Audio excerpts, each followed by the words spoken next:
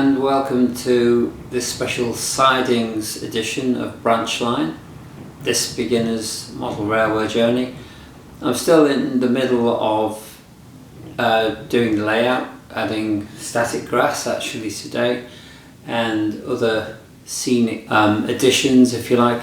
I just wanted to take a slight diversion from what I've been doing normally to show you this, which has arrived in the last 10 minutes from Hatton's in the UK by courier, and it's the Dapol large Prairie LOCO.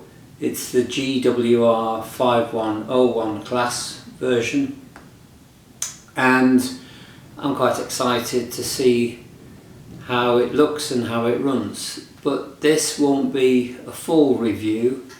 Others have done that already. What I want this to be is really just a quick running test, bearing in mind that my track is not perfect at the moment, needs a good clean and everything, but I am quite anxious to see how it will run, because I've heard mixed versions or mixed opinions, if you like, of how well it runs straight out of the box and maybe after a slight running in period.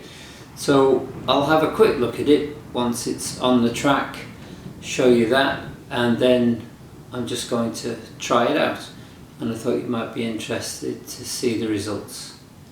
So here we go. So this is the Dapol GWR 5101 class, the large Prairie 4134, lined green with the early crest and bunker steps from era 4. This is my first Dapol LOCO. I've had some wagons before, and I have to say I'm very impressed with the quality of the box and the general packaging. It looks very secure in there, and I'm not expecting any problems when it comes out of the box.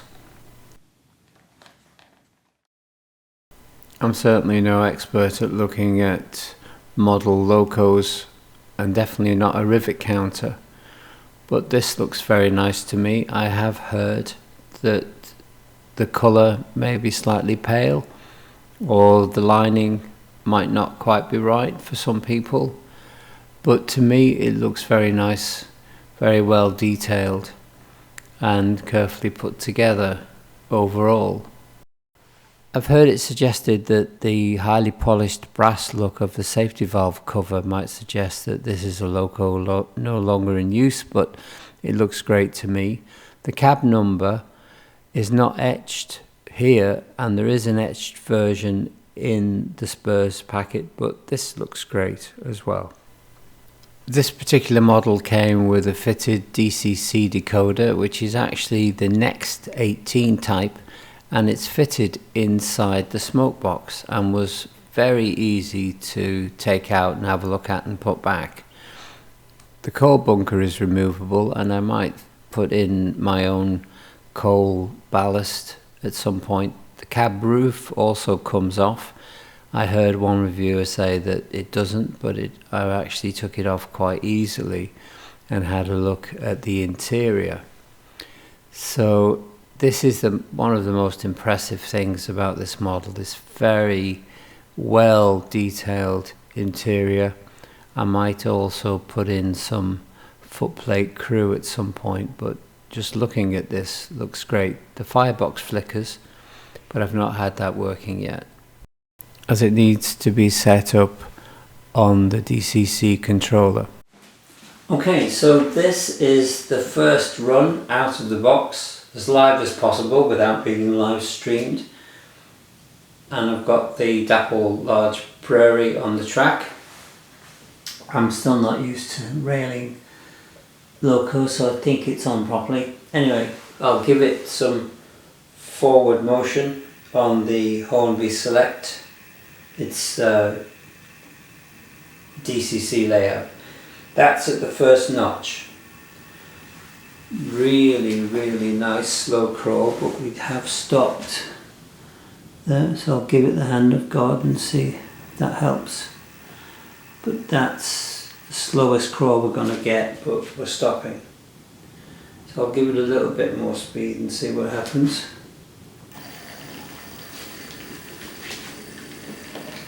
Bring that back now. So we're now at the second mark, if you like, about 8 o'clock on the dial or something. Now, bearing in mind that this track is still in need of a good clean, I'm still building the layout. I'm not too unhappy with that, to be honest. I've had worse. This is my 7th LOCO, and 2 or 3 don't run very well. So I'm going to give it some more speed and we'll try it over points. There is one set of points on my layout that causes problems for almost all of my LOCOs. Some work some of the time, some work all of the time, but there's usually an issue with it. And so you can see here that this LOCO is either stopping or slowing down, stopping occasionally on this particular set of points. It depends on the speed, obviously, and if I get it up to about 75%, then I don't really have an issue. But that's not, the way I would want to run this or any LOCOs all of the time. So I really need to do something about this set of points. I tried it on other points. This is near a level crossing, as you can see, and it really has no problem at any speed across it.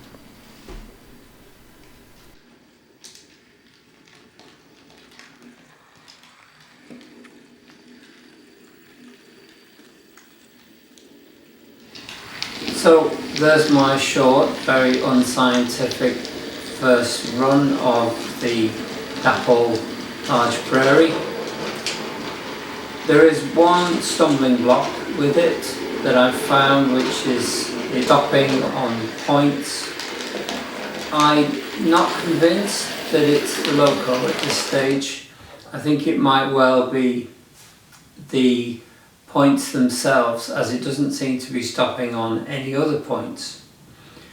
And I'm going to look into maybe fitting a stay alive capacitor, and I'll come back to you about that. I believe it's a fairly simple job to do because of the way the decoder is made and fitted.